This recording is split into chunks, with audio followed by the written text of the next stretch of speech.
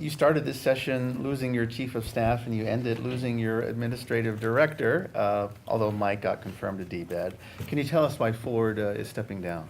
I mean, Ford is a great public servant. You guys know him. I mean, he has been in that job now for 2.5 years, and he has done remarkable things. Nobody works harder than Ford. If you guys know, he's in the office before 4 in the morning, and he's the last one out. And he just told me that he will finish the end of the month, and then he'll be moving on. Anyone in mind yet? No, we're looking. I'd accepting resumes. So certainly Two other questions about appointments. That's not an appointment. You still have a Hawaiian Homelands Director and a Budget and Finance. I hear Calvert Young might be. Yes.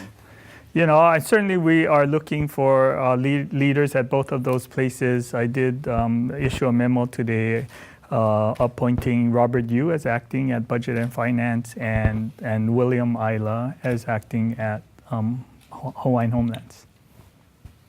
Governor, can you give us any indication what's going to happen with the vacation rental bill that passed the Senate just this week? I know that the mayors have expressed concerns, and I was wondering if you could maybe talk about whether you've spoken with them yet. Sure.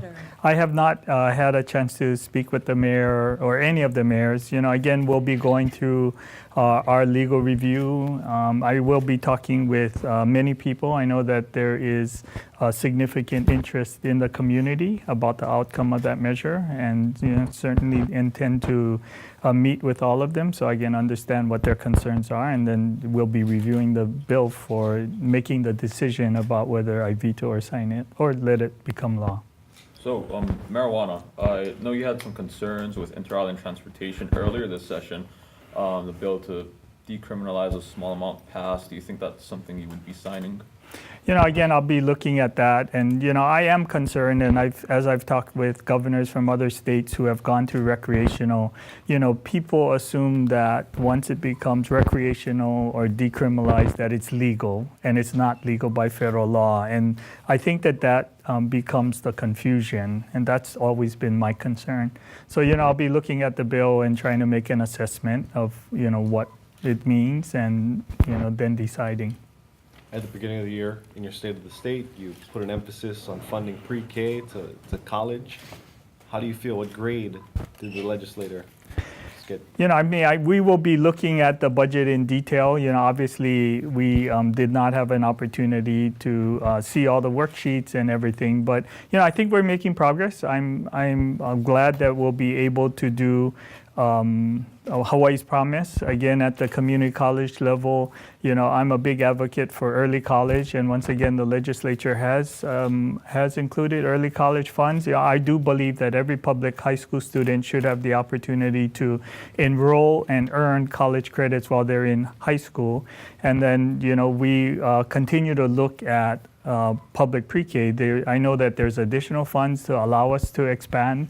I'm committed to universal access. I believe that every student should have the opportunity for quality pre-K experience, and it makes a difference in the long-term outcome. It gives them a better opportunity to become the lifelong learners that we know that we need our students to be. That's what you said. Yes. Originally, they fell short. Absolutely. I think everything is about compromise. As I said, we'll be looking through the budget and seeing. I'm glad that they agreed and we're expanding public pre-K.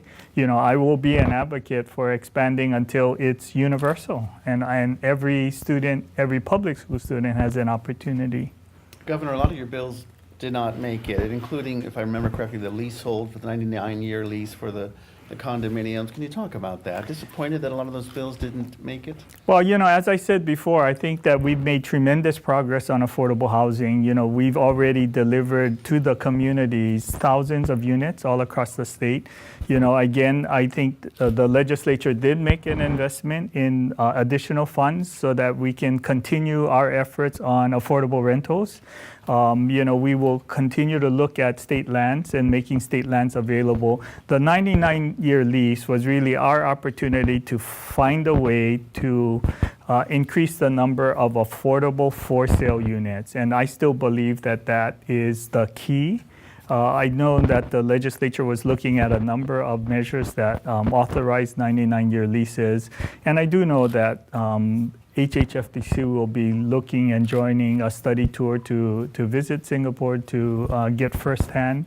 And so, I think it's the learning process. I will continue to advocate because I do believe it's fundamentally important option for us in order to increase the number of affordable for sale. And I think most importantly, the 99-year lease gives us the opportunity to keep it affordable for 99 years.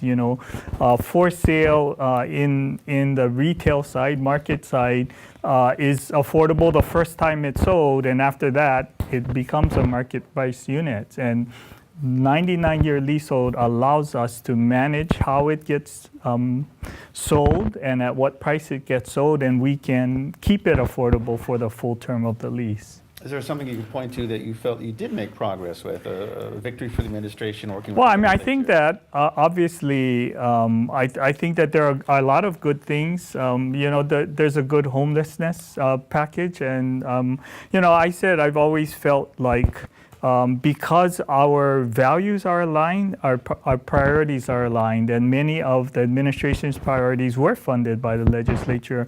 We're making progress on homelessness and housing.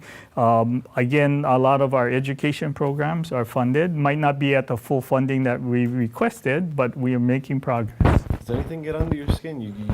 You're optimistic. You All know, the time, you're positive. But does anything even scratch the surface? No, I mean, I'm sorry. I'm a positive person, and we're making progress, and I will continue to advocate, for the things that I believe our community sees as priorities. I think that we're making significant progress in many areas, and we will continue to do so. Governor, there's a lot of farmers and ranchers that are worried about losing water right now. Is there anything that your administration is doing to try to help the process along at the Department of Land and Natural Resources, which seems to have be at least in part responsible for the situation Well, we're in? I mean, I do think that, and we have, as an administration, made a commitment to resolving the water issues, and we've made tremendous progress. For the first time, we have in-stream flow standards established for virtually every stream. For the first time, we've put a priority on returning water into streams. Our administration has already, as we speak today, returned hundreds of millions of gallons of water to streams across the state. We've established a system to prioritize streams. We're identifying those that are pristine and of natural beauty, and therefore no diversion should occur. We've identified streams which have traditionally grown taro, kalo in the streams, and we've identified and committed to ensuring stream flow so they could be recultivated. And then we've identified streams that we believe we can divert for the purposes of being in agriculture, because it's a priority in our Constitution, and it's a priority to most of those in our community. And so, we will continue to work with the farmers. I met with them, and I committed that they need to be successful so I can be successful. I've committed to doubling local food production. I think we've made tremendous progress. I think you will see a number of new projects that will be coming online in the next 12 to 18 months that really expands food production. And I committed to the farmers that we'll be working with them. We'll make sure that DLNR has the resources it needs to work through the process. But, I think people are forgetting that we are trying to issue long-term leases for water that has never, ever been done in the state of Hawaii. So this is a process, and because it's water, it has to be done right. We don't get a mulligan for issuing a water lease for 50 years. And so we are taking the time that's necessary to make sure that we can go through the process. We need to get appraisals on water. And we've never, ever had an appraisal done on what's the value of water when we divert water. So, these things are complex. You can't rush it, because I refuse to rush to an answer that doesn't serve our community. Do you think that water's going to shut down Kalani English today, and that includes his